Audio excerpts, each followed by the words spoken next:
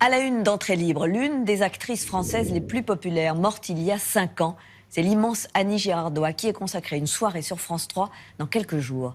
Ultra douée, passionnée, généreuse, elle donne à tout au cinéma, aux réalisateurs avec qui elle tourna Visconti, Lelouch ou Audiard et aux hommes de sa vie.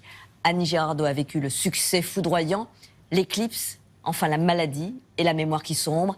Personne n'oubliera avec quel mot déchirant elle reçut un César en 1996. Alexia Gaillard. Je ne sais pas si j'ai manqué au cinéma français, mais... à moi, le cinéma français a manqué. Quand Annie Girardot reçoit le César de la meilleure actrice dans un second rôle en 96, c'est la comédienne oubliée par le cinéma qui parle. Annie Girardot a pourtant été l'une des actrices les plus populaires du cinéma français. Une centaine de films, une quarantaine de pièces de théâtre. À la fin des années 70, elle est l'actrice la mieux payée et la préférée des Français. Une carrière qui débute au milieu des années 50 par la Comédie Française.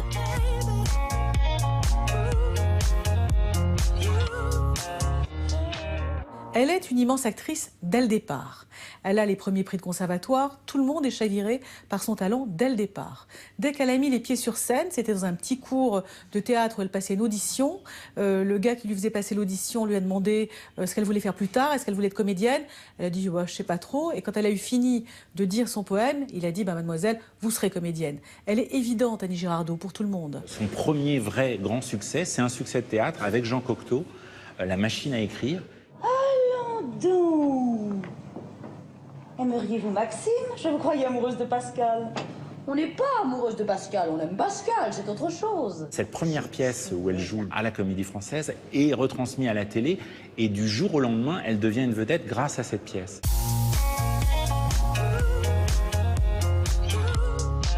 La rencontre la plus importante après Cocteau, c'est Visconti qui l'a fait débuter non pas au cinéma comme on pense souvent, mais au théâtre. Elle joue avec Jean Marais dans une pièce au théâtre. Mais si ce que tu veux, c'est que je me couche et que je te dise « Je suis à toi, Jerry », non. Non, parce que j'ai toujours su ce que tu avais dans la tête. Peut-être lui prouver quelque chose à elle. Mais à moi-même et à toi. Non, à elle. C'est suite à cette pièce-là qu'il est tellement emballé et tellement impressionné par son talent qu'il va lui proposer le fameux rôle de Nadia dans Rocco et ses frères, où là, elle va littéralement exploser. Elle allait contre tous les canons de l'époque. C'est-à-dire que c'était pas du tout la comédienne plantureuse, sexy, etc. Elle avait quelque chose de brut comme ça qui lui a plu et qui, évidemment, est fabuleux pour le rôle de Nadia dans Rocco. Mais elle ne sera pas choisie par les réalisateurs de la Nouvelle Vague qui la jugent trop populaire. Je n'arrive pas, nom de nom, sacré nom de nom, à ce qu'on me donne au cinéma quelque chose qui soit pour moi, qui ne soit pas un déguisement. Claude Lelouch lui redonne alors un second souffle. On m'a téléphoné et on m'a dit, voilà, monsieur Lelouch voudrait vous faire passer des essais. J'ai senti que ça allait être important.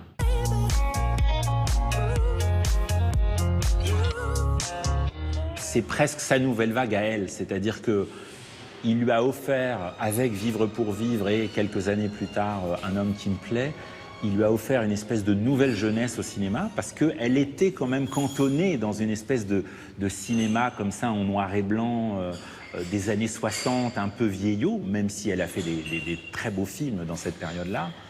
Et lui, tout d'un coup, il la libère.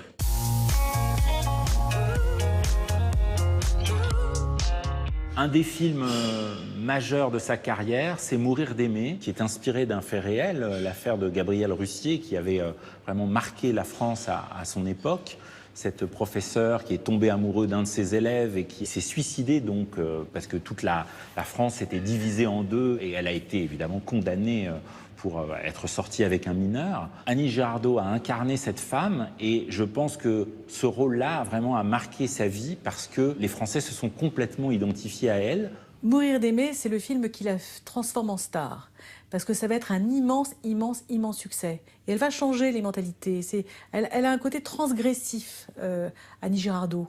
C'est quelqu'un qui transgresse les codes et qui fait évoluer la société. Elle est un petit peu à la proue du féminisme. Dans les années 70, Annie Girardot enchaîne les films jusqu'à 6 ou 7 par an.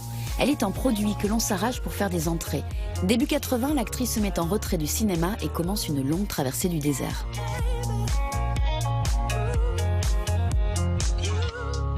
Lelouch, c'est vraiment le fidèle des fidèles. Il lui repropose un rôle encore où elle va exploser dans une scène qui est marquante et qui fait qu'elle remporte le César du meilleur second rôle. C'est une sorte de déclaration d'amour et où elle explique toute sa rancœur et sa frustration qui a marqué toute sa vie et toute sa carrière, ce manque d'amour et ce désir d'être aimé. Aujourd'hui, c'est maintenant, c'est pas hier, les Juifs, les machins, Moïse et tout, je m'en fous. Et ce jour-là, elle avait envie de tout sauf de tourner. Et elle était tellement pressée de partir qu'elle a fait peut-être la plus belle scène de sa vie. Moi, j'ai rien eu de tout ça, tu comprends?